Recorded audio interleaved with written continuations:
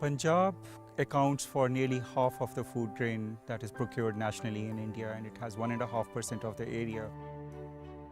India actually has, on a per capita basis, surface water storage, which is about a fifth of what is there in the United States.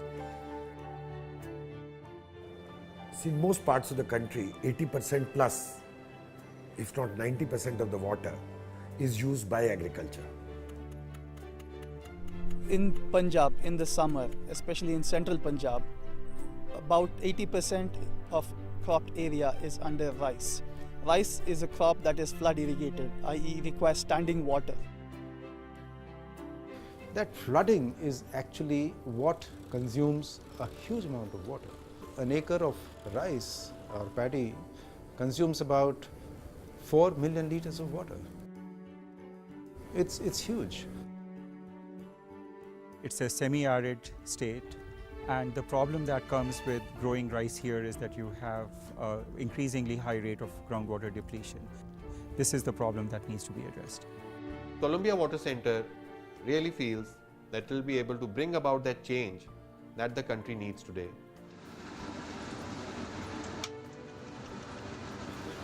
You have a crop choice that basically consumes 1.8 to 2 meters of water. This is rice. Then wheat consumes 600 to 700 millimeters or 60-70 centimeters of water. So you're at about 2.5 meters of use. The rain here on average is about 70 centimeters to a meter. So clearly there's an imbalance between what comes in and what's being taken out. So the net result is that they are mining groundwater in the area, and you have a rate of drop of about, on average, around a meter per year.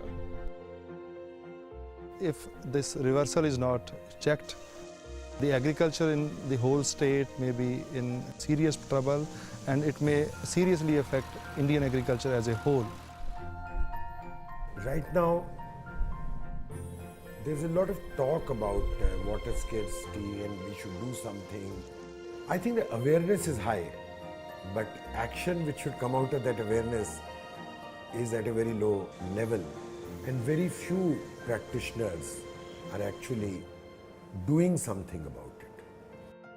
So Columbia Water Center was founded in the year 2008 and is committed to understanding and addressing freshwater scarcity in the 21st century. And in Punjab, we are trying to find ways by which we can convince both the governments to change subsidies and farmers to adopt practices that are better. In terms of partnerships we've developed for Columbia working in India, the most significant is the Punjab Agricultural University, and they've been wonderful. Punjab Agricultural University was established in 1962 in Ludhiana. It actually spearheaded the Green Revolution in India.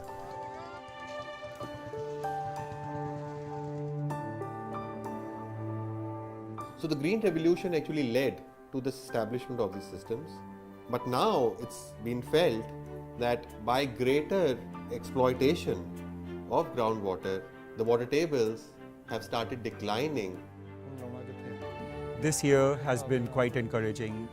Punjab Agricultural University recruited 525 farmers to work in 5 different districts, testing out direct seeding of rice and tensiometer use. So under the tensiometer is a very simple and small device which can help the farmer in scheduling its irrigations without having any negative impact on the rice productivity. So when the farmer is irrigating his fields with the help of, by monitoring these tensiometers, he can save 25 to 30% of irrigation water. 30% of water saving would actually mean 50 years of drinking water to the people of Punjab. The response is overwhelming. 85% of these farmers have been very happy with the tensiometer, and it seems like they will follow it up. The thing is, how do we go from 525 farmers to 1 million? That's the challenge. If the farmers don't want to grow rice because that consumes a lot of water, and they want to grow vegetables, but they need some guarantee of the price, how can we deliver that kind of a guarantee to them?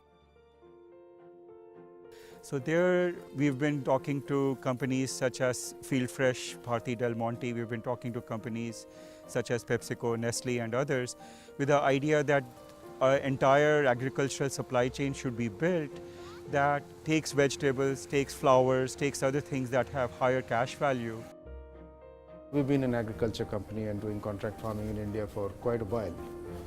And during that course, we have increasingly veered towards innovating practices and introducing practices that could help the farmer conserve water. Through the Field Fresh Foods initiative, we are trying to bring in economic development in the rural economy through sustainable agriculture. We are trying to help the farmers to move towards those crops which can use lesser water as compared to rice, but they can provide higher income to the farmers. One is baby corn, another one is sweet corn, and the third one is basmati rice. Baby corn provided not only a cash crop which was good from a economic perspective, but also in terms of the consumption of water. Why do we need more water consumptive crops to be grown in arid and semi-arid parts of this country?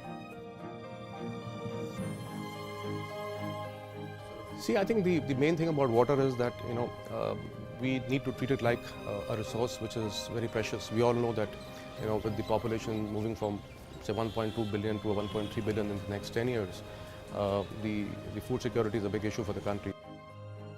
If we don't value this resource much more than we are doing right now, we will end up into problems like we are already facing, say, in the state of Punjab.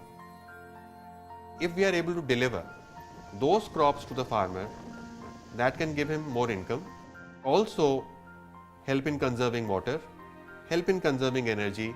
I think that's the sustainable solution that the Columbia Water Center wants to provide.